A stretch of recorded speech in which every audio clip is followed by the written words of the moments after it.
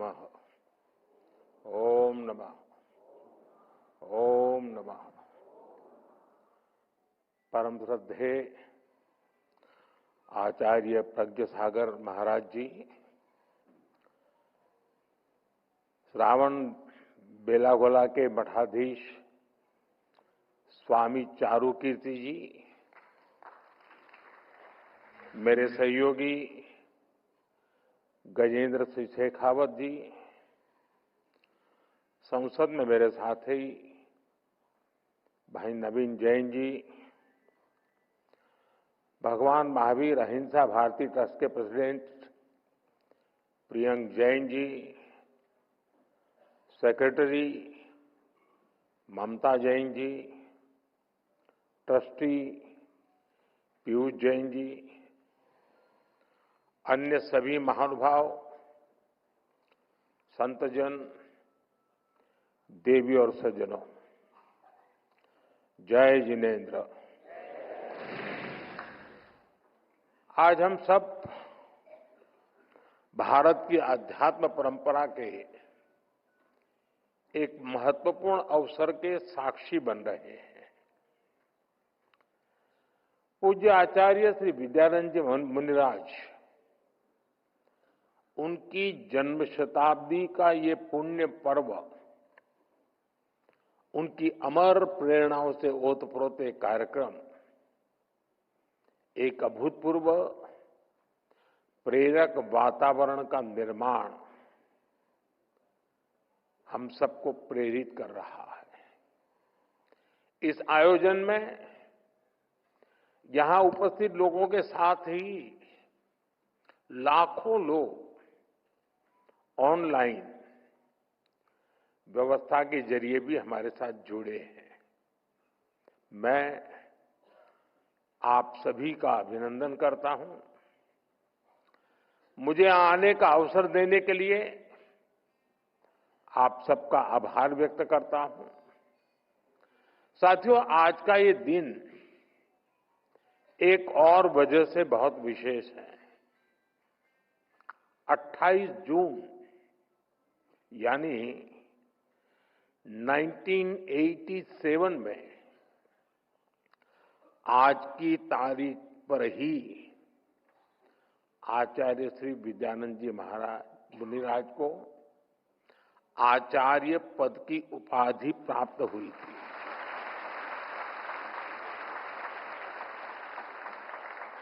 और वो सिर्फ एक सम्मान नहीं था, बल्कि जैन परंपरा को विचार, संयम और करुणा से जोड़ने वाली एक पवित्र धारा प्रवाहित हुई। आज जब हम उनकी जन्म शताब्दी मना रहे हैं, तब ये तारीख हमें उस ऐतिहासिक क्षण की याद दिलाती है। मैं इस अवसर पर आचार्य श्री विद्यानंद जी मुनिराज के चरणों में नमन करता हूं। उनका आशीर्वाद हम सभी पर हमेशा बना रहे, ये प्रार्थना करता हूं। साथियों, श्री विद्यानंद जी मुनिराज की जन्म शताब्दी का ये आयोजन ये कोई साधारण कार्यक्रम नहीं है। इसमें एक युग की स्मृति है, एक तपस्वी जीवन की गुंज है। आज इस ऐतिहासिक अवसर को अमर बनाने के लिए विशेष स्मृति के डाक टिकट जारी किए गए हैं। मैं इसके लिए भी सभी देशवासियों को अभिनंदन करता हूं। मैं विशेष रूप से आचार्य श्री प्रज्ञ सागर जी का अभिनंदन करता हूं, उन्हें प्रणाम करता हूं। आपके मार्गदर्शन में आज करोड़ों अनुयायी पूज्य गुरुदेव के बताए रास्ते पर आगे बढ़ रहे हैं। आज इस अवसर पर आपने मुझे धर्म चक्रवर्ती की उपाधि देने का जो निर्णय लिया है,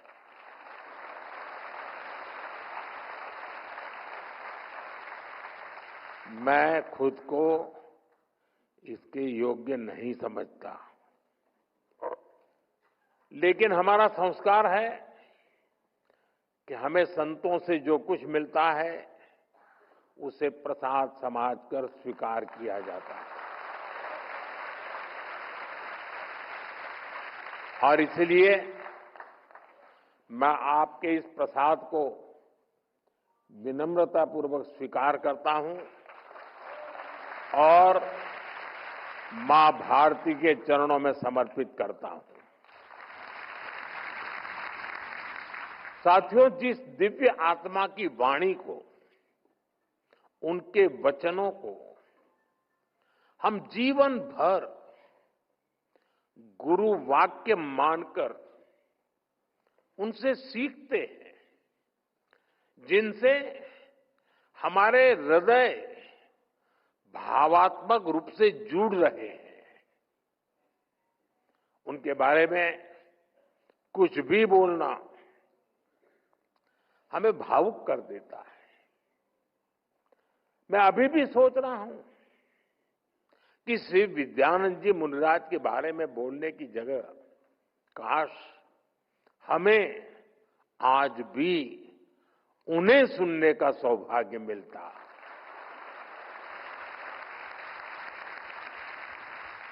ऐसी महान विभूति की जीवन यात्रा को शब्दों में समेटना आसान नहीं है। 22 अप्रैल 1925 को कर्नाटका की पुण्य भूमि पर उनका अवतरण हुआ। आध्यात्मिक नाम मिला विद्यानंद, और उनका जीवन विद्या और आनंद का अद्वितीय संगम रहा। उनकी वाणी में गंभीर ज्ञान था, लेकिन शब्द इतने सरल कि हर कोई समझ सके। 150 से अधिक ग्रंथों का लेखन, हजारों किलोमीटर की पदयात्रा, लाखों युवाओं को संयम और संस्कृति से जोड़ने का महायज्ञ। आचार्य श्री विद्यानंद जी मुनिराज युग पुरुष थे,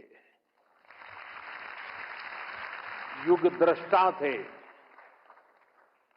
ये मेरा सौभाग्य है कि मुझे उनकी आध्यात्मिक आभा को प्रत्यक्ष अनुभव करने का अवसर मिलता रहा। समय समय पर वो मुझे अपना मार्गदर्शन भी देते थे और उनका आशीर्वाद हमेशा मुझ पर बना रहा। आज उनकी जन्म शताब्दी का ये मंच, मैं यहां भी उनके उसी प्रेम और अपनेपन को महसूस कर रहा हूं। साथियों, हमारा भारत विश्व की सबसे प्राचीन जीवंत सभ्यता है। हम हजारों वर्षों से अमर हैं, क्योंकि हमारे विचार अमर हैं, हमारा चिंतन अमर है, हमारा दर्शन अमर है। और इस दर्शन के स्रोत हैं हमारे ऋषि, मुनि, महर्षि, संत और आचार्य।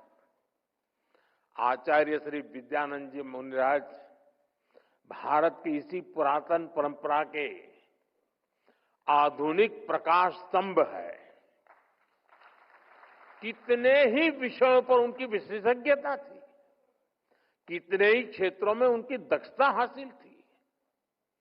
उनकी आध्यात्मिक प्रखरता, उनका ज्ञान कन्नड़ा, मराठी, संस्कृत और प्राकृत जैसी भाषाओं पर उनकी पकड़, और अभी जैसे पूज्य महाराज जी ने कहा 18 भाषाओं का ज्ञान, उनके द्वारा की गई साहित्य और धर्म की सेवा, उनकी संगीत साधना, राष्ट्र सेवा के लिए उनका समर्पण,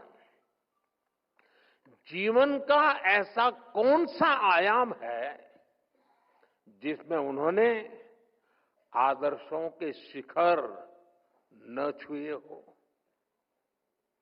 वो एक महान संगीतज्ञ भी थे, वो एक प्रखर राष्ट्रभक्त और स्वतंत्रता सेनानी भी रहे, और वो एक अखंड वितराग दिगंबर मुनि भी थे।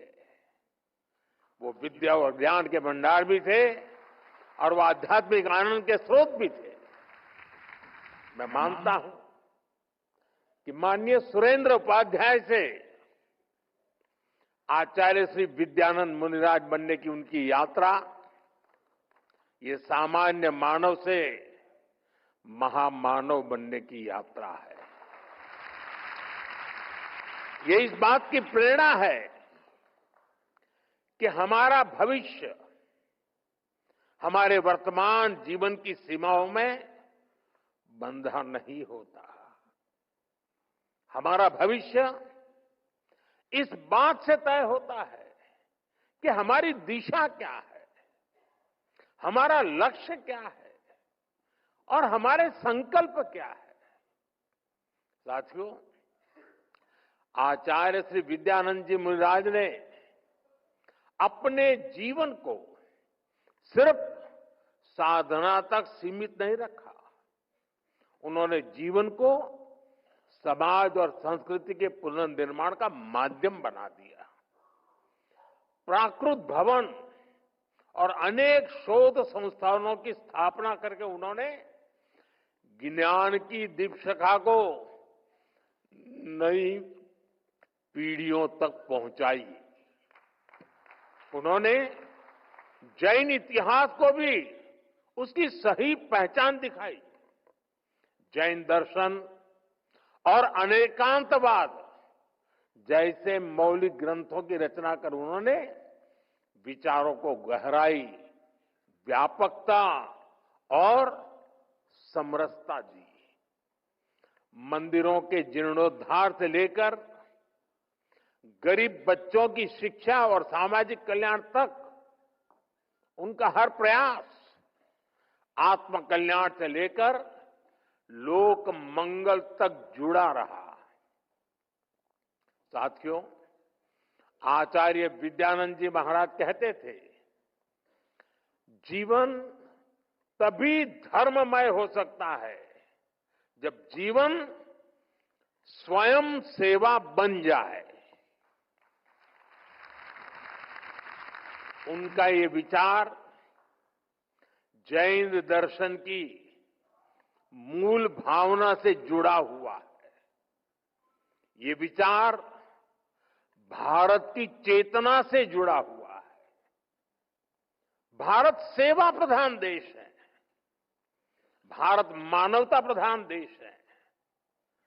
दुनिया में जब हजारों वर्षों तक हिंसा को हिंसा से शांत करने के प्रयास हो रहे थे, तब भारत ने दुनिया को अहिंसा की शक्ति का बोध कराया। हमने मानवता की सेवा की भावना को सर्वोपरि रखा। साथियों, हमारा सेवा भाव अनकंडीशनल है, स्वार्थ से परे है और परमार्थ से प्रेरित है। इसी सिद्धांत को लेकर आज हम देश में भी उन्हीं आदर्शों से प्रेरणा लेकर के, उन्हीं जीवनों से प्रेरणा लेकर के काम कर रहे हैं। पीएम आवास योजना हो, जल जीवन मिशन हो, आयुष्मान भारत योजना, जरूरतमंद लोगों को मुफ्त अनाज, ऐसी हर योजना में समाज के अंतिम पायदान पर खड़े व्यक्ति के प्रति सेवा भाव है। हमें योजनाओं में सैचुरेशन तक पहुंचने की भावना से काम कर रहे हैं, यानी कोई भी पीछे न छूटे, सब साथ चलें, सब मिलकर आगे बढ़ें। यही आचार्य श्री विद्यानंद मुनिराज की प्रेरणा है और यही हमारा संकल्प है। साथियों, हमारे तीर्थंकरों की, हमारे मुनियों और आचार्यों की वाणी, उनकी शिक्षाएं हर काल में उतनी ही प्रासंगिक होती है। और खासकर आज जैन धर्म के सिद्धांत 5 महाव्रत, अणुव्रत, त्रिरत्न, षट आवश्यक, ये आज पहले से भी कहीं ज्यादा महत्वपूर्ण हो गए हैं। और हम जानते हैं हर युग में शाश्वत शिक्षाओं को भी समय के साथ सामान्य मानवी के लिए सुलभ बनाने की जरूरत होती है। आचार्य श्री विद्यानंद मुनिराज का जीवन, उनका कार्य इस दिशा में भी समर्पित रहे हैं। उन्होंने वचनामृत आंदोलन चलाया, जिसमें जैन ग्रंथों को आम बोलचाल की भाषा में प्रस्तुत किया गया। उन्होंने भजन संगीत के जरिए धर्म के गहरे विषयों को भी सरल से सरल भाषा में लोगों के लिए सुलभ बना दिया। अब हम अमर भय न मरेंगे, अब हम अमर भय न मरेंगे, तन कारण मिथ्यात दियो तज, क्यों करी देह धरेंगे।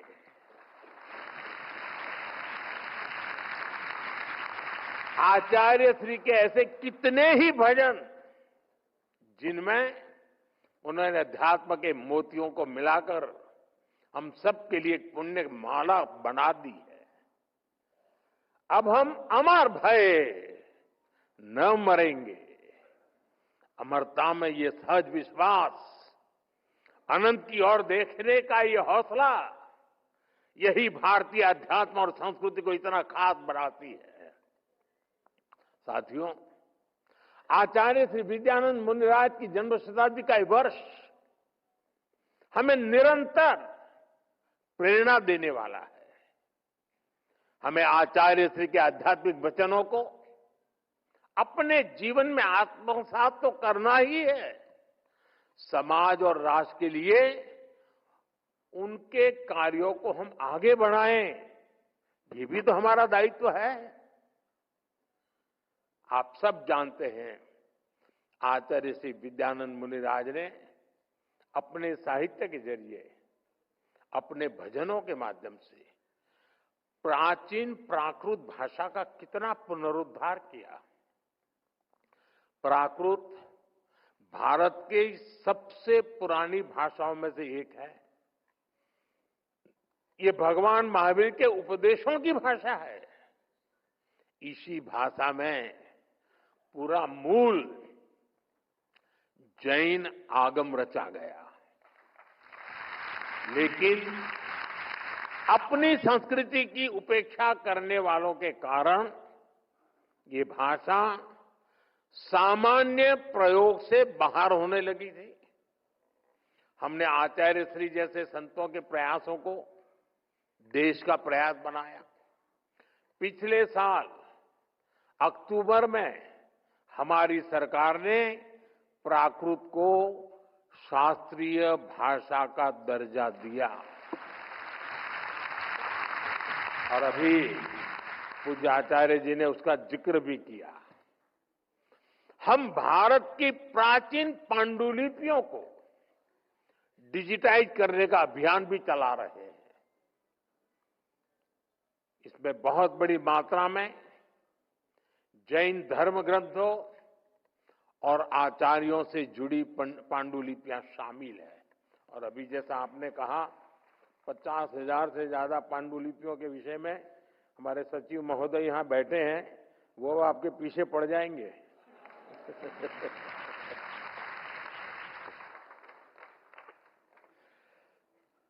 हम इस दिशा में आगे बढ़ना चाहते हैं।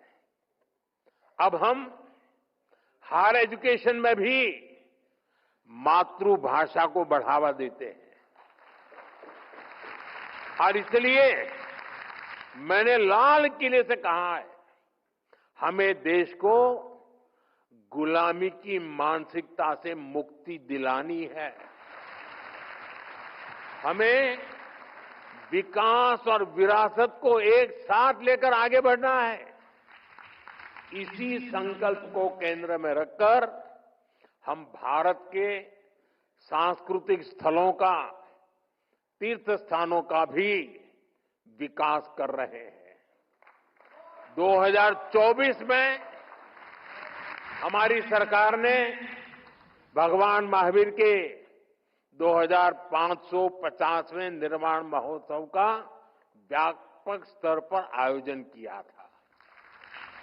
इस आयोजन में आचार्य श्री विद्यानंद मुनि जी की प्रेरणा शामिल थी। इसमें आचार्य श्री प्रज्ञ सागर जी जैसे संतों का आशीर्वाद शामिल था। आने वाले समय में हमें अपनी सांस्कृतिक धरोहर और उसे और समृद्ध बनाने के लिए ऐसे ही बड़े कार्यक्रमों को निरंतर करते रहना है। इसी कार्यक्रम की तरह ही हमारे ये सारे प्रयास जन भागीदारी की भावना से होंगे। सबका साथ, सबका विकास, सबका प्रयास, इस मंत्र से होंगे। साथियों, आज मैं आपके बीच आया हूं तो नवकार महामंत्र दिवस की स्मृति आना भी स्वाभाविक है। उस दिन हमने 9 संकल्पों की भी बात की थी। मुझे खुशी है कि बड़ी संख्या में देशवासी उन संकल्पों को पूरा करने में लगे हैं। आचार्य श्री विद्यानंद मुनिराज से हमें जो मार्गदर्शन मिलता है वो इन 9 संकल्पों को और मजबूती देते हैं। इसलिए आज इस अवसर पर मैं उन 9 संकल्पों को फिर से आपके साथ साझा करना चाहता हूं। पहला संकल्प पानी बचाने का है। एक एक बूंद पानी की कीमत समझनी है। ये हमारी जिम्मेदारी भी है और धरती मां के प्रति फर्ज भी। दूसरा संकल्प, एक पेड़ मां के नाम। हर कोई अपनी मां के नाम एक पेड़ लगाए, उसे वैसे ही सींचे जैसे मां हमें सींचती रही है। हर पेड़ मां का आशीर्वाद बने। तीसरा संकल्प, स्वच्छता का। साफ सफाई सिर्फ दिखावे के लिए नहीं, ये भारत की अहिंसा है। हर गली, हर मोहल्ला, हर शहर स्वच्छ हो। हर किसी को इस काम में जुटना है। चौथा संकल्प, वोकल फॉर लोकल। जिस चीज में किसी भी भारतीय का पसीना हो, जिसमें हिंदुस्तान की मिट्टी की खुशबू हो, वही खरीदनी है। और आप में से ज्यादातर लोग व्यापार कारोबार में रहते हैं। आपसे मेरी विशेष अपेक्षा है, अगर हम व्यापार में हैं तो हमें अपनों के बनाए सामान को ही प्राथमिकता से बेचना है। सिर्फ मुनाफा नहीं देखना है और दूसरों को भी प्रेरित करना है। पांचवा संकल्प, देश का दर्शन। दुनिया देखनी है, जरूर देखिए, लेकिन अपने भारत को जानिए, समझिए, महसूस कीजिए। छठा संकल्प, नेचुरल फार्मिंग अपनाने का। हमें धरती मां को जहर से मुक्त करना है।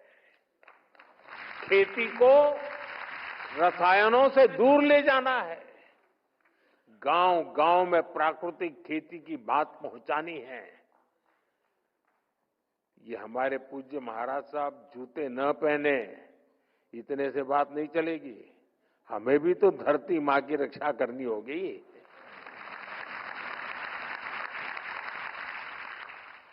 सातवां संकल्प, हेल्दी लाइफस्टाइल का। जो खाएं सोचकर खाएं। भारत की पारंपरिक थाली में श्री अन्न हो।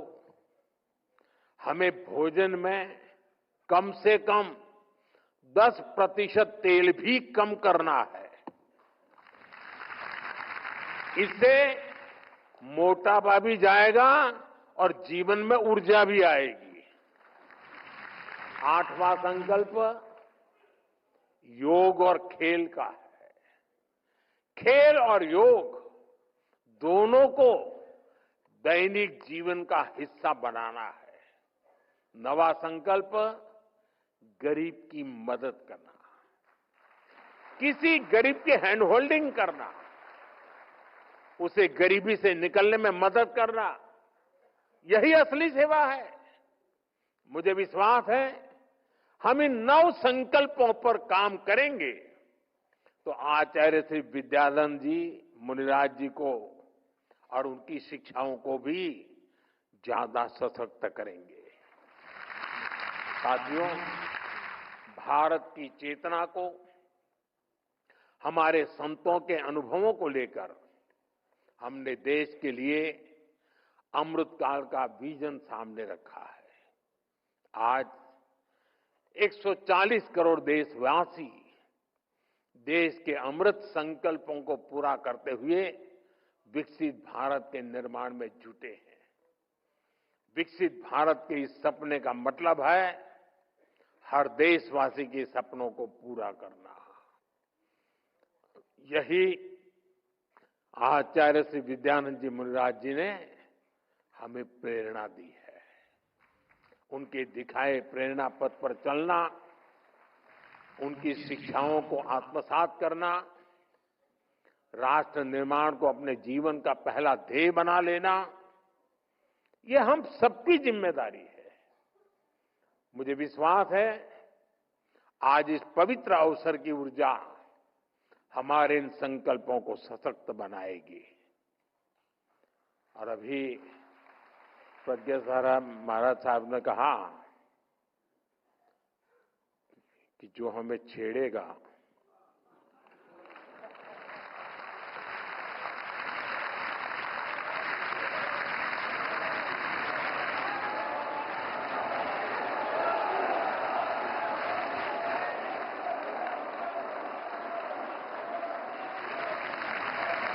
अरे मैं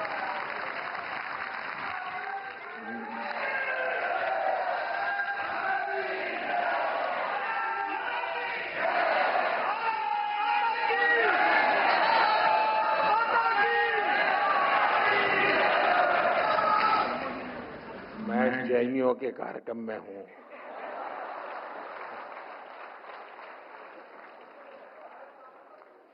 अहिंसावादियों के बीच हूं और अभी तो आधा वाक्य बोला हूं और आपने पूरा कर दिया। कहने का तात्पर्य यह है कि भले शब्दों में नहीं कहा, शायद आप ऑपरेशन सिंदूर को आशीर्वाद दे रहे थे।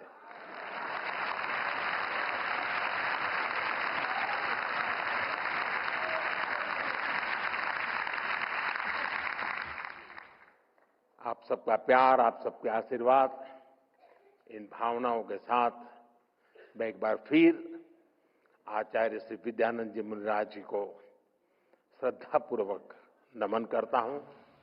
आप सभी का बहुत बहुत धन्यवाद। जय जिनेन्द्र। देवियों सज्जनों, आइए हम Subscribe the Sacrifice YouTube channel and push the bell icon for latest updates.